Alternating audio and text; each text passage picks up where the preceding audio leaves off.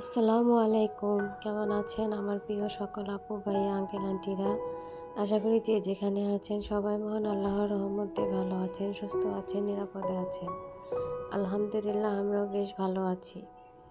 নতুন আরও একটি ব্লগ ভিডিও নিয়ে আপনাদের কাছে হাজির হলাম। আশা করি আজকের এই ভিডিওটি খুব ভালো লাগবে। তো আমার এই অর্কিড গাছে ফুল ফুটেছে, এত সুন্দর কালার। তো প্রতি বছরই সে আমাকে ফুল দেয়। তো ভীষণ ভালো লাগে আমার এই ফুলটা। তো আমি ওকে খুবই যত্ন করি।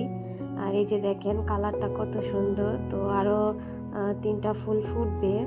তো 3টা ফুল ফুটলে তো অবশ্যই আপনাদের সাথে শেয়ার করব। তো এখন একটা ফুটেছে, দেখেন এখনই কত সুন্দর লাগছে। তো যাই হোক আসলে হ্যাঁ, পরিবেশ পরিস্থিতি কিন্তু খুবই খারাপ। একটার পর একটা আমাদের দেশের মানে অবস্থা খুবই খারাপ। তো কিছুদিন আগে তো দেশের অনেক বড় সমস্যা হলো। তো আবারও দেখা যাচ্ছে যে চতুর্দিকে পানিতে একদম বাংলাদেশের অনেকাংশে আর কি বন্যা সৃষ্টি হয়েছে। তো আসলে সবার জন্য খুবই খারাপ লাগছে। তো বিশেষ করে বেশ কিছুদিন ধরে কিন্তু খুবই বৃষ্টি।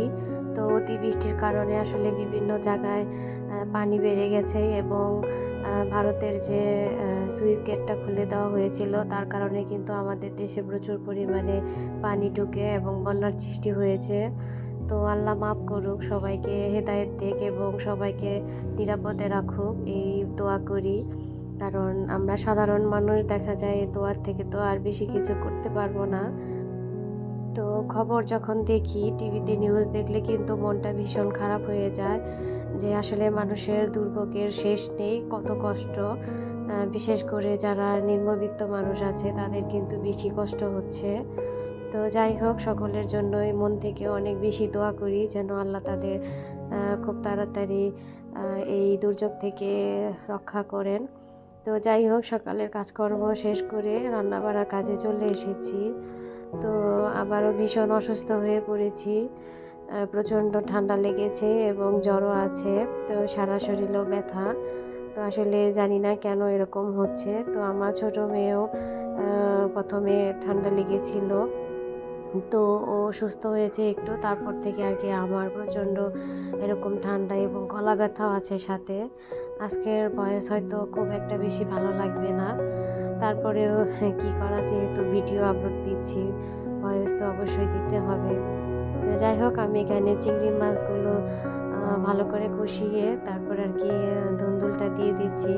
তো জানি না কেন জানি 2 বছর ধরে ধুন্দুল আমার কাছে খুবই প্রিয় লাগে, মানে খুবই ভালো লাগে খেতে। তো আমার হাসব্যান্ড তো খুব একটা বেশি খেতে চায় না। আর চিংড়ি মাছ দিয়ে রান্না করলে দেখা যায় কথাই নেই, আমার তো আরও বেশি ভালো লাগে। তো আমি এখানে চিংড়ি মাছ ছোট ছোট করে কেটে দিয়েছি। কারণ দেখা যায় ছোট ছোট করে কেটে দিলে আমার কাছে একটু ভালো লাগে, কারণ যেহেতু এটা একটু বড় চিংড়ি ছিল, এই জন্য আর কি কেটে দিয়েছি। তো শরীর তো আসলে 2 দিন পর পর অসুস্থ হবেই। আর সুস্থ থাকা কিন্তু বড় একটা আল্লাহর দেওয়ার বড় নিয়ামত। তো আমরা যখন অসুস্থ হই তখনও কিন্তু আমরা যারা আর কি গৃহিণী আছি তাদের কিন্তু কাজের কোনো মানে ছুটি নেই। আর সুগৃহিণী হতে পারছি কিনা জানি না, কারণ এই যে দেখেন অসুস্থ হয়ে আছি কিন্তু রান্না-বাড়া, ঘরের কাজ, তারপরে বাচ্চা সামলানো তো আছেই সাথে। তো এগুলো কিন্তু করতেই হবে। তো আমি তো আসলে মাঝে মাঝে বলি যে মানে যখন আমার খুব বেশি খারাপ লাগে কিংবা অসুস্থ হই তখন তো আমি আমার মেয়েদের বলি যে রান্না তো করতে হবে, কারণ রান্না না করলে দেখা যাবে আমার চাকরি থাকবে না। তো আমার বড় মেয়ে এই কথাটা শুনলে খুবই হাসে এবং বলে যে মাম্মা, তুমি কি চাকরি করো? এই চাকরি করার কি কোনো দরকার আছে? কারণ তোমার চাকরিতে তো কোনো বেতন নেই। তো এই চাকরি চলে গেলে আর কি হবে? তো তখন বলি যে না, তোমার বাবা তো এসে আমাকে চাকরি থেকে আর কি বের করে দেবে। তো কিছুদিন আগে যে ভুড়ি রান্না করেছিলাম তো সেটা একদিন খাওয়ার পরে আর কি রেখে দিয়েছিলাম যে পরে আবার খাওয়া যাবে। যেহেতু অসুস্থ হয়ে পড়লাম, তো সেই ভুড়িটা বের করে রেখেছিলাম।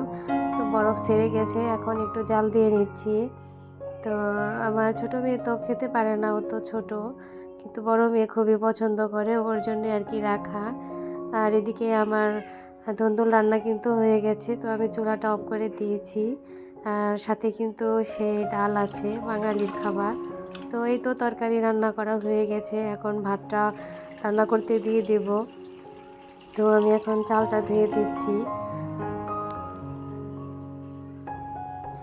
আর আমরা দেখা যায় বেশিরভাগই বাড়ি থেকে আনা চালটাই বেশি খাওয়া হয়, কারণ শহরের যে কেনা চালটা এটা আমি এবং আমার হাজব্যান্ড দুইজনের একজনও খেতে পারি না।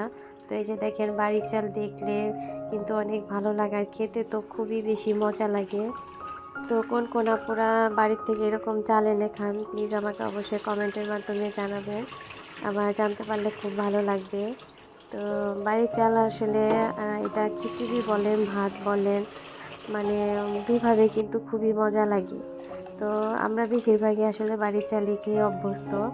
তো এই জন্যই মনে হয় আর কি শহরের চালটা ভালো লাগে না। আর আমার কাছে শহরের মানে ঢাকা শহরে যে আমরা চালটা পাই, সেই চাল কিন্তু আমার কাছে কেমন যেন একটা পানছে পানছে ভাব লাগে।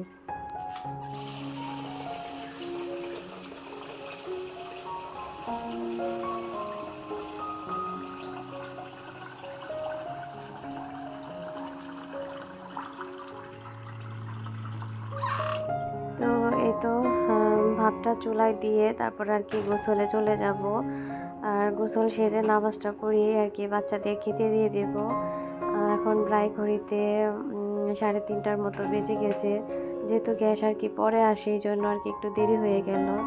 তো যাই হোক, বাচ্চারা তো এটা সেটা সারাদিন দেখা যায় খাই, এই জন্য কিন্তু অতটা ওদের ক্ষুধাও লাগে না। আর এই যে দেখেন এখন আমার ভাতটাও কিন্তু প্রায় হয়ে এসেছে। তো শরীরটা অনেক বেশি খারাপ লাগছিল, এজন্য আর ক্যামেরা তারপরে আর অন করিনি, একদম চলে এসেছি সন্ধ্যায়। তো বাচ্চারা আর কি বায়না করছিল যে কিছু একটা খাবে।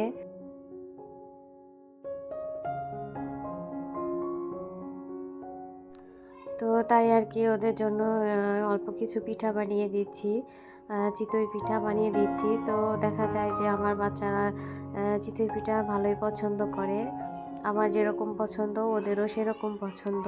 তো এই জন্য ভাবলাম যে কিছু পিঠা বানিয়ে দিই। আর ছোটো মেয়ের যেহেতু ঠান্ডা লেগেছে, সেও কিন্তু কোনো খাবারই খেতে চাচ্ছে না। তো সব মিলিয়ে আর কি চিন্তা ভাবনা করে আর কি পিঠাটা বানানো। তো এই যে দেখেন কত সুন্দর ফুলকো ফুলকো পিঠা হয়েছে। তো এরকম পিঠা হলে কিন্তু সবসময় মানে ইচ্ছা করে যে শুধু বানিয়েই যায়। আর আমি কিন্তু মানে এই পিঠার ব্যাটারে কোনো কিছু মিক্স করি না। তো অনেকে হয়তো আমি দেখি যে ভিডিওতে যে বেকিং পাউডার মিক্স করে কিংবা বিভিন্ন জিনিস দেয়, কিন্তু আমি কিন্তু ওই সমস্ত কিছুই দেই না, শুধু আতপ চালটা দিয়ে আর কি বানিয়ে থাকি। তো এই যে দেখেন আমার একটা পিঠা তুলতে গিয়ে কিন্তু পড়ে গেল। তো যাই হোক, এই যে আমি এখন এক এক করে সবগুলো পিঠা তুলে নিব। আর এই যে দেখেন এত সুন্দর হয়েছে, আর ভিতরে কিন্তু খুবই ছিদ্রযুক্ত, আর নিচেরটা কিন্তু মানে নিচের সাইড কিন্তু খুব মুচমুচে। তো আমার বাসায় আবার এই নিচের সাইডটা মুচমুচেই বেশি পছন্দ করে বাচ্চারা, এবং কি আমারও খুব ভালো লাগে। তো এই জন্য আমি নিচের দিকে একটু আর কি লাল লাল করে নেই। তো এই তো আমি আবারও দিয়ে দিচ্ছি। তো এইভাবে করে আসলে সবগুলো পিঠা আমি বানিয়ে নিব। তো আমাদের গ্রাম দেশে দেখা যায় যে এই পিঠাগুলোকে আবার দুধে ভেজানো হয়, মানে দুধের মধ্যে গুড় দিয়ে ভালো করে জাল দিয়ে তারপরে এই পিঠাগুলোকে ভেজানো হয়। আর বিশেষ করে শীতের দিনে এই পিঠাটা বেশি চলে। কিন্তু আমার বাসায় যেহেতু কেউই মিষ্টি পছন্দ করে না, এই জন্য আর আমি ওই ঝামেলাগুলো করি না, কারণ ওরা যদি খেত তাহলে কিন্তু আমি অবশ্যই দুধ দিয়ে ভিজিয়ে দিতাম। তো যাই হোক, এই যে আমার ফুলকো ফুলকো পিঠা কিন্তু হয়ে গেছে। আর আমি কিন্তু একদম ভিডিও শেষ পর্যায়ে চলে এসেছি। তো সেই পুরনো কথাটা কিন্তু এখনও বলিনি। তো প্লিজ যারা আমার ভিডিওতে ক্লিক করেছেন তারা কিন্তু অবশ্যই একটি লাইক দিয়ে দিবেন, কারণ এত কষ্ট করে আপনাদের জন্য ভিডিও তৈরি করি, একটা লাইক তো আমি আশা করতেই পারি। তো যাই হোক, আজকে বিদায় নিচ্ছি, তবে ফিরে আসবো আগামীতে নতুন কোনো ব্লগ ভিডিও নিয়ে। সে পর্যন্ত আপনারা ভালো থাকবেন।